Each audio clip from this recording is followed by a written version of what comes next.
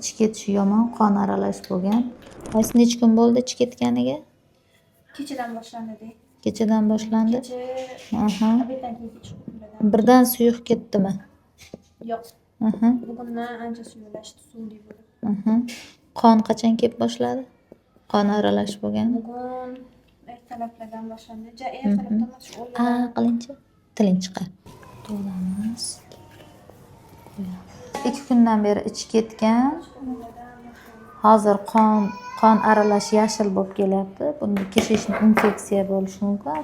Oyis kaprologiya analiz topshirib olamiz. Analizdan keyin yana lechina qilamiz.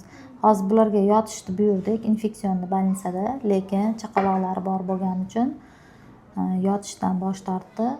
Bilan o'zimiz davolashga harakat qilamiz. Oyis axlat analizini bitta ko'rsatib yuboring. Boya bunaqa olgansiz-ku videoga.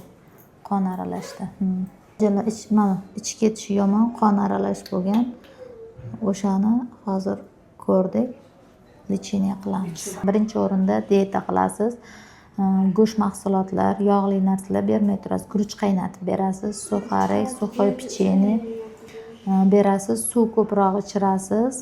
Qovurilgan, qattiq, xamir ovqatlar absolyutni mumkin emas. Faqat yolg'onxo'rda berasiz. Молочный produkti mumkin emas. Mevalarda uzum, qovun, tarvuz, shaftoli, mevalar absolyutni mumkin emas. Olma berishingiz mumkin faqat. Boshqa narsa bermaysiz. Xo'p, Oysa, parhez qilmasangiz tuzalishi sekin bo'ladi.